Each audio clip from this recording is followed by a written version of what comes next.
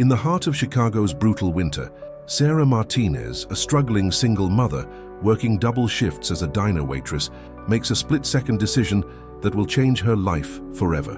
When she encounters a homeless man shivering in the freezing cold, she gives him her only winter coat, the same coat that holds her last $20 and her grandmother's ring.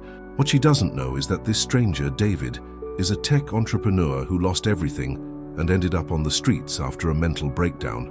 Her single act of kindness will set in motion a chain of events that will test both their humanity and transform their lives in ways neither could imagine. Before we begin, tell us, what city or country are you watching from? It's always incredible to know how far these stories reach. The wind cut through Chicago's south side like a knife, and Sarah Martinez pulled her threadbare coat tighter as she hurried toward the bus stop. The digital display at the corner bank flashed 11 degrees Fahrenheit, but with the wind chill, it felt closer to zero. Her shift at Mel's Diner had run late again. Mrs. Patterson had insisted on staying past closing time, nursing her coffee and talking about her late husband. Sarah didn't have the heart to rush her out into the cold. Now she was paying for her kindness. The last bus of the night would arrive in 12 minutes, and if she missed it, the 30-minute walk home would be brutal in this weather. Her thin uniform offered little protection, and her coat, a second-hand find from the Salvation Army, was her only shield against Chicago's merciless winter. As she rounded the corner onto Madison Street, she nearly stumbled over him. The man was huddled against the brick wall of the abandoned storefront, his body curled into a tight ball. No coat, no blanket, just a torn sweater and jeans that had seen better days. His lips were blue and his whole body shook with violent tremors. "Jesus," Sarah whispered, stopping dead in her tracks. She'd seen homeless people before. This was Chicago, after all. But something about this man made her pause. Maybe it was the way he was trying so hard to make himself invisible, pressed into the shadows like he was ashamed. Or maybe it was the expensive-looking watch still clinging to his wrist, incongruous against his desperate situation. The bus's headlights appeared in the distance. Sarah looked at the approaching bus, then back at the man.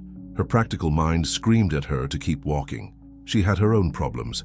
Rent was due in 3 days and she was still $40 short. Her 7-year-old daughter Emma needed new shoes. The soles of her current pair were so thin that Sarah could see her socks through the holes. They'd been living on ramen noodles and whatever leftover food Sarah could bring home from the diner. But looking at this man, she saw something that made her stomach clench with recognition. Desperation. The kind that made you invisible to the world, that made people look through you like you didn't exist. The bus was getting closer. "Hey," she called softly, approaching the man. "Hey, are you okay?" He looked up, and Sarah's breath caught. His eyes were blue, a startling, intelligent blue that seemed out of place in his weathered face. He couldn't have been older than 40, but the streets had aged him prematurely. "I'm fine," he said, his voice barely a whisper. Don't worry about me." "You're not fine," Sarah said, kneeling down despite the icy sidewalk soaking through her uniform pants. "When's the last time you ate something?" The man's jaw tightened. "I don't need charity." "It's not charity," Sarah said, though they both knew it was. It's just people looking out for people." The bus was 3 blocks away now. She could hear its engine straining against the cold. Without allowing herself to think about it, Sarah began shrugging out of her coat. The Arctic air hit her immediately, making her gasp. "What are you doing?" the man asked, alarmed. "You need this more than I do," Sarah said, holding out the coat. It wasn't much. Faded navy blue with a broken zipper, but it was warm. "No." The man pushed the coat away. "I can't take that, you'll freeze." "I've got the bus coming," Sarah lied. "I'll be home in 15 minutes. You'll be out here all night." The man stared at her like she was speaking a foreign language. "You don't even know me." "So what?" Sarah draped the coat over his shoulders, and she felt him sag with relief as the warmth enveloped him. Nobody deserves to freeze to death. 2 blocks. The bus was 2 blocks away. "I'm David," the man said suddenly, as if the introduction could somehow balance the scales between them. "Sarah." She stood up, wrapping her arms around herself. The cold was already seeping into her bones. "Sarah, I can't." "Just take it," she said firmly. "And there's $20 in the front pocket. Get yourself something hot to eat." David's eyes widened. $20, that's probably all you have." It was, but Sarah wasn't about to tell him that. "It's fine, really." The bus was pulling up to the stop now, its brakes hissing in the cold air. Sarah took a step toward it, then turned back. "There's something else in the pocket," she said, A ring, it was my grandmother's. If you need to sell it, I understand. But if you don't, could you maybe hold on to it for me? David looked stunned. Your grandmother's ring, why would you? Because, Sarah said, and for a moment she couldn't find the words. Because you look like someone who's lost everything, and I know what that feels like. Because your eyes remind me of my ex-husband's eyes right before he walked out on Emma and me.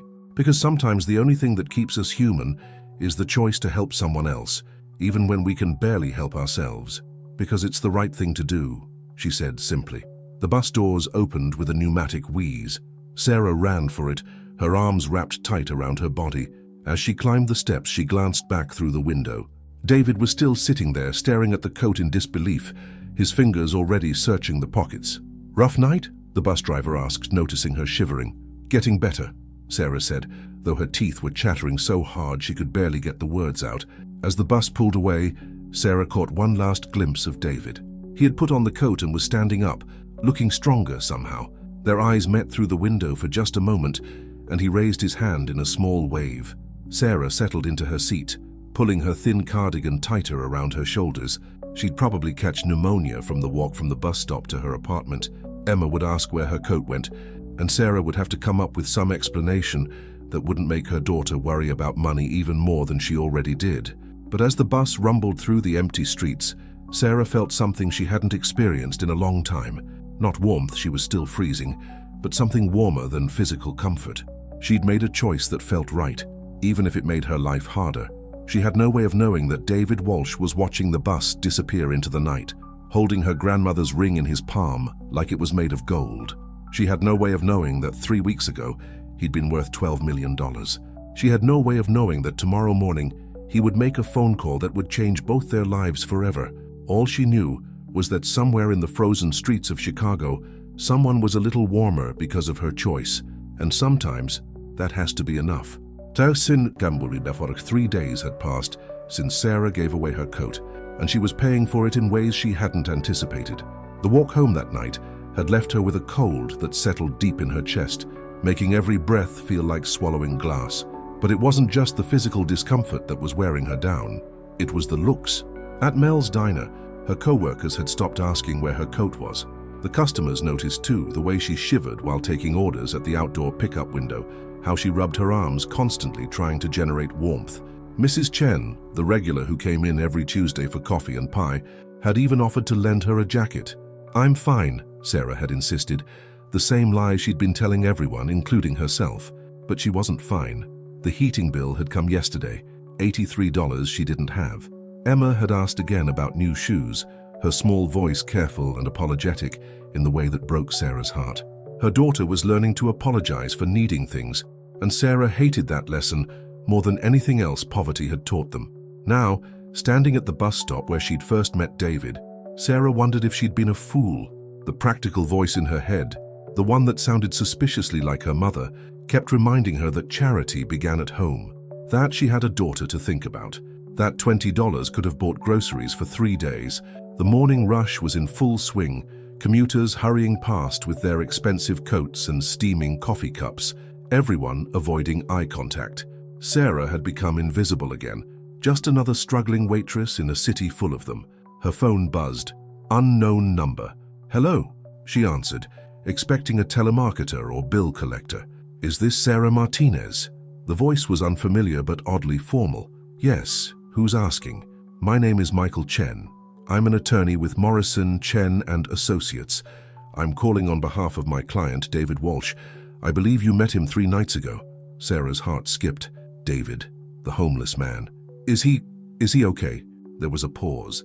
"He's more than okay, Ms. Martinez. In fact, he'd very much like to meet with you. Would you be available this afternoon?"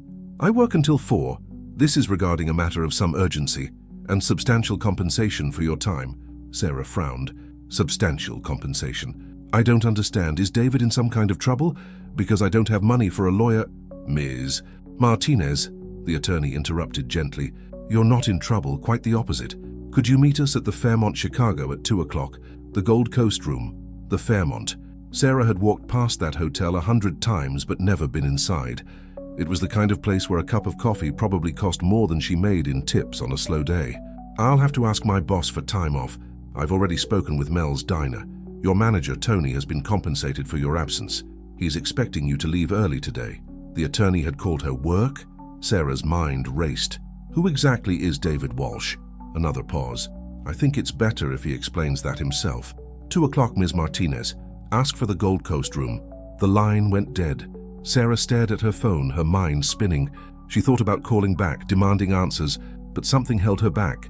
Maybe it was curiosity, maybe it was desperation, or maybe it was the memory of those intelligent blue eyes that had seemed so out of place on the street corner. At 1:45, Sarah stood outside the Fairmont, acutely aware of her appearance. Her uniform was clean but clearly cheap, her shoes scuffed from months of double shifts. The doorman looked her up and down with barely concealed disdain. "I'm supposed to meet someone in the Gold Coast room," she said, hating how small her voice sounded. "Name? Sarah Martinez." The doorman checked his list, and his expression shifted to something resembling surprise. "Of course, Ms. Martinez. Right this way." The Gold Coast room was exactly what Sarah had expected, all crystal chandeliers and leather chairs that probably cost more than her monthly rent. A few well-dressed business people sat at scattered tables, their conversations conducted in the low murmur of serious money. And there in a corner booth sat David. But this wasn't the broken man she'd met on the street. This David wore a perfectly tailored navy suit, his hair cut and styled, his face clean-shaven. The expensive watch made sense now. Everything about him screamed wealth and success, except for his eyes. Those were the same blue eyes that had looked at her with such desperate gratitude 3 nights ago. He stood as she approached, and Sarah noticed his hands were shaking slightly. "Sarah," he said her name like a prayer. "Thank you for coming." A distinguished Asian man in his 50s rose from the booth beside David. "Ms. Martinez, I'm Michael Chen. Thank you for agreeing to meet with us." Sarah sat down slowly, feeling like she was in a dream. "I don't understand what's happening here." David leaned forward, his hands clasped tightly on the table. 3 weeks ago, I was worth $12 million. I had a tech company, a penthouse in Lincoln Park, cars, investments, everything money could buy. Sarah just stared at him. "I also had a cocaine addiction that I'd been hiding for 2 years, David continued, his voice barely above a whisper. "When the board found out, they voted me out. My wife left. My friends disappeared. I had a complete breakdown and ended up on the streets with nothing but the clothes on my back and whatever cash I had in my wallet." "But you're here now," Sarah said, gesturing at his suit, the expensive hotel. "Because of you." David reached into his jacket and pulled out a small velvet box, Sarah's grandmother's ring. "This ring? It saved my life." Sarah's breath caught. "You sold it?" "No." David opened the box, revealing the simple gold band with its tiny diamond. "I held onto it, all night, every night for 3 days. It reminded me that there was still goodness in the world, that someone could look at a stranger and choose kindness over self-preservation." Michael Chen cleared his throat. "What Mr. Walsh is trying to say is that your act of compassion gave him the strength to get clean and fight for his company back. And I won," David said, his eyes bright with tears. "Yesterday, I regained control of Walsh Technologies. But more than that, I remembered who I used to be before the drugs, before the greed. I remembered what it felt like to be human." Sarah felt dizzy. "I still don't understand why you wanted to meet." David slid a set of keys across the table. "Because I want to give you something that matters. Not just money, though there's that too. I want to give you a home." Sarah stared at the keys as if they might explode. They were simple house keys on a plain silver ring, but they felt impossibly heavy in her mind. Around them, the Gold Coast room continued its quiet hum of business conversations and clinking china, but Sarah felt like she was underwater, everything muffled and strange. "I can't accept this," she said finally, pushing the keys back toward David. "Whatever this is, I can't—" "Please," David interrupted, his voice urgent. "Just listen to me. 3 days ago, I was ready to die on that street corner. Do you understand that? I had given up completely." Michael Chen leaned forward. "Ms. Martinez, perhaps you'd like to hear the details before making any decisions." Sarah's hands trembled as she reached for her water glass. "This is crazy. People don't just give away houses to strangers." "You're not a stranger," David said quietly. "You're the person who saved my life. I gave you a coat. That's all." "No," David's voice grew stronger. "You gave me hope. You saw me when everyone else looked away. You treated me like I was worth something when I couldn't remember why I should keep breathing." Sarah felt tears prick her eyes. She thought about Emma, waiting at school right now, wearing shoes held together with duct tape. She thought about their apartment with its broken heater and the landlord who'd been understanding about late rent for 3 months running. She thought about the nights she lay awake calculating bills, robbing Peter to pay Paul, always coming up short. "Tell me about the house," she heard herself say. Michael Chen opened a leather folder. "It's a 3-bedroom ranch in Oak Park. Good neighborhood, excellent schools. Mr. Walsh purchased it yesterday morning." "You bought a house for me yesterday morning?" Sarah's voice cracked. David nodded. "I couldn't stop thinking about you, about what you'd given up for a stranger. I had to find out who you were, so I hired a private investigator." "You had me investigated?" Sarah wasn't sure whether to be flattered or terrified. "Just basic information," Michael Chen assured her quickly. "We know you're a single mother, that you work at Mel's Diner, that you're struggling financially. We also know you've never been arrested. You volunteer at your daughter's school when you can, and your neighbors describe you as the kind of person who'd give the shirt off her back to help someone. Which is literally what you did," David added with a small smile. Sarah laughed despite herself, a sound somewhere between humor and hysteria. "This is insane. You can't just buy people houses." "Why not?" David's question was simple, direct. "I have more money than I could spend in 10 lifetimes. You have a daughter who deserves better than—" He paused, choosing his words carefully. "Who deserves stability, security, a good school district."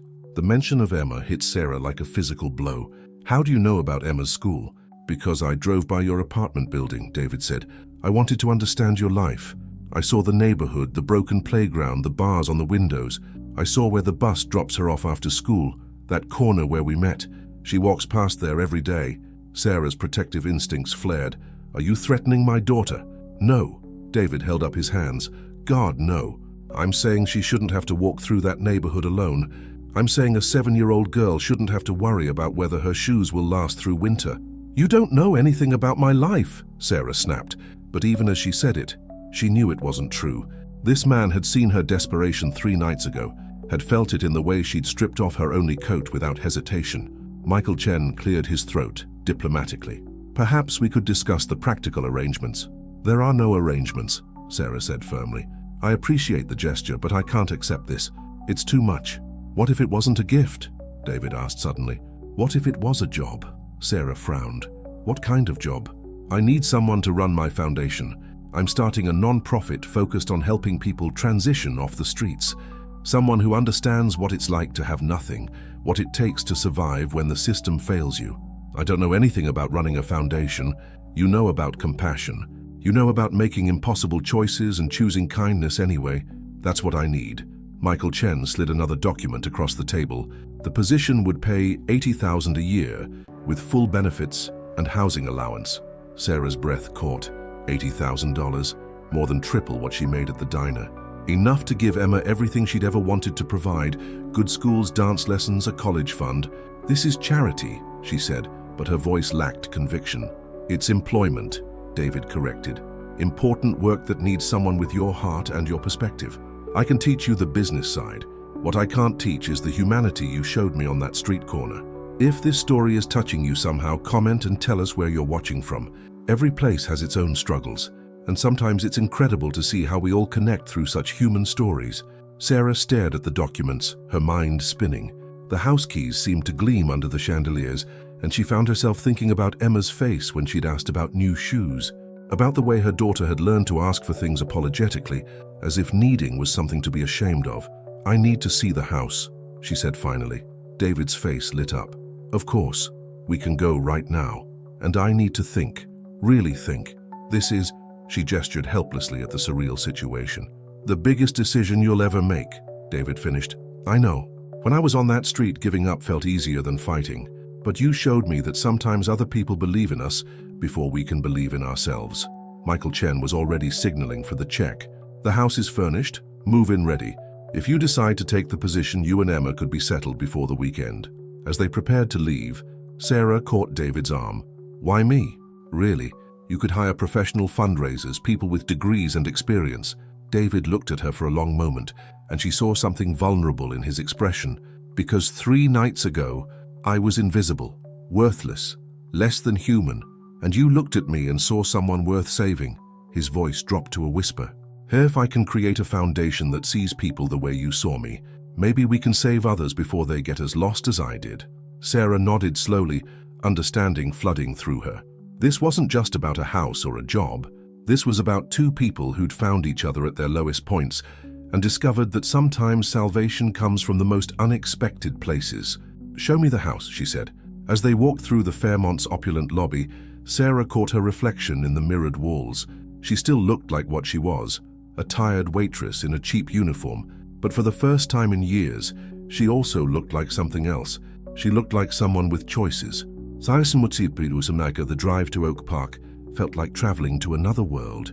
Sarah sat in the back of David's Tesla, watching Chicago's landscape transform from the gritty familiarity of the South Side to tree-lined streets, where children played in front yards without parents hovering anxiously nearby. Here, the sidewalks were clear of broken glass. Here, the houses had porches and gardens instead of security bars and graffiti. "It's just around this corner," David said, his voice tight with nervous energy. Sarah's phone buzzed with a text from Emma's after-school program. "Pick up by 6 p.m.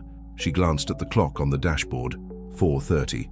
In 90 minutes, she'd have to explain to her 7-year-old daughter that their entire life might be about to change. The thought made her stomach clench. "There," David said, pulling into a driveway. "That's it."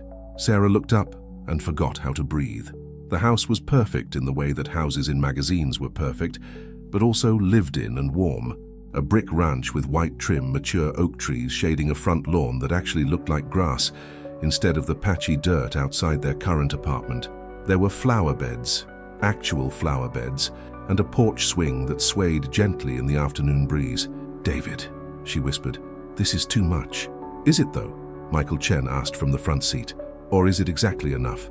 They got out of the car, and Sarah felt like she was walking through someone else's dream. The neighborhood was quiet except for the distant sound of children playing and a dog barking somewhere nearby. Normal sounds, safe sounds. David unlocked the front door and Sarah stepped inside. The living room was spacious but cozy, furnished with a comfortable sectional sofa, the color of caramel, and a coffee table that looked sturdy enough to withstand a child's activities. Sunlight streamed through large windows, illuminating hardwood floors that gleamed with care. "The kitchen's this way," David said, leading her down a short hallway. Sarah had to grip the doorframe when she saw it. The kitchen was beautiful. White cabinets, granite countertops, an island with bar stools where Emma could do homework while Sarah cooked dinner. Real dinner, not just ramen noodles and whatever leftovers she could bring home from the diner. "There's a pantry," David said, opening a door to reveal shelves that went from floor to ceiling. "And the refrigerator is brand new." Sarah ran her hand along the counter, hardly believing the surface was real. "How did you know?" she asked. "Know what?" "That I dream about cooking. Real cooking. I used to love it before." She trailed off, not wanting to explain how poverty had reduced meals to whatever was cheapest and quickest. David's smile was understanding. "Lucky guess." They moved through the house like pilgrims in a cathedral. The master bedroom had a walk-in closet, bigger than Emma's current bedroom. The bathroom had a tub, an actual bathtub where Sarah could soak away the aches of long shifts on her feet. But it was the third bedroom that broke her. "We thought Emma might like this," Michael Chen said, opening the door. The room was painted a soft lavender, with white furniture and a bookshelf already filled with age-appropriate books. There was a desk for homework, a reading chair by the window, and, Sarah's breath caught, a bulletin board covered with inspirational quotes about dreams and possibilities. On the bed sat a small gift bag. "What's that?" Sarah asked. "Something for Emma," David said. "Would you mind?" Sarah opened the bag and pulled out a pair of shoes. Not just any shoes, perfect white sneakers in exactly Emma's size, still in their box. The kind of shoes Sarah had been promising her daughter for months. That's when the tears came. Sarah sank onto the bed, holding the shoes against her chest, and sobbed. All the stress and fear and exhaustion of the past months, hell, the past years, poured out of her. David sat beside her, not speaking, just offering his presence while she fell apart. "I can't," she gasped between sobs. "I can't let you do this. It's too much, it's crazy, it's what you deserve," David said quietly. "You and Emma both. But what if the foundation doesn't work out? What if I'm terrible at it? What if you're exactly what it needs?" David interrupted. "Sarah, 3 days ago I was ready to die. Today I'm sitting in a house I bought for the woman who saved my life, watching her realize that good things can happen to good people. That's not failure, that's a miracle." Sarah wiped her eyes, trying to compose herself. "I need to call Emma's school. I need to pick her up and explain." "Actually," Michael Chen said with a small smile. "I took the liberty of arranging for Emma to be brought here. I hope you don't mind." "What?" Sarah's head snapped up. "She should be here in about 10 minutes, David said. "I thought she should see the house too. After all, it's going to be her decision as much as yours." Before Sarah could respond, they heard a car door slam outside. Then another. Voices on the front porch. "Mom?" Emma's voice called out. "Mom, where are you? There's a really nice lady here who says you're inside this house." Sarah looked at David, panic and hope warring in her chest. "She's going to think this is all a dream." "Maybe it is," David said. "Maybe that's okay." They walked to the front door together, and Sarah opened it to find Emma standing on the porch beside a middle-aged woman with kind eyes. "I'm Janet Morrison," the woman said, "from the Foundations Board. I offered to bring Emma here from school." But Emma was staring past all of them into the house, her mouth open in wonder. "Mom, this place is beautiful. Whose house is it?" Sarah knelt down to her daughter's level. "Baby, remember how I told you that sometimes when you help people, unexpected good things happen?" Emma nodded, her eyes wide. "Well, a few days ago, I helped someone who was very cold and very sad, and now he wants to help us." "Help us how?" Sarah took a deep breath. "This could be our house, Em, if we want it. There's a room that could be yours, and a kitchen where we could cook real dinners and a yard where you could play." Emma's face lit up like Christmas morning. "Really? We could live here, if you want to, but it would mean I'd have a new job, and you'd go to a new school and everything would be different." Emma considered this seriously, then walked into the house. Sarah followed, watching her daughter explore with the same wonder she'd felt. When Emma found her room, she gasped, "It's purple, my favorite color. And look, Mom, books!" Emma ran to the gift bag on the bed and pulled out the shoes. "These are exactly like the ones Jenny has at school. They're perfect. And now that you've made it this far, tell us in the comments, where are you watching from? Your presence matters, and your story does too." Sarah looked around the room, at her daughter trying on shoes that actually fit, at David standing in the doorway with tears in his eyes, at Michael Chen quietly documenting everything with his phone for what Sarah now realized would be foundation publicity. This was real. This was happening. This was the moment when everything changed. "Okay," Sarah said, her voice stronger than she'd expected. "Okay, we'll try it." Emma launched herself into Sarah's arms, and over her daughter's shoulder, Sarah met David's eyes. "Thank you," she mouthed. David smiled, and Sarah saw in his face the same transformation she felt in herself. Two people who'd been invisible, worthless, forgotten, who'd found each other at exactly the right moment and discovered that sometimes salvation comes wearing a torn sweater and asking for nothing more than human kindness. Outside, snow began to fall, but inside their new home, everything was warm.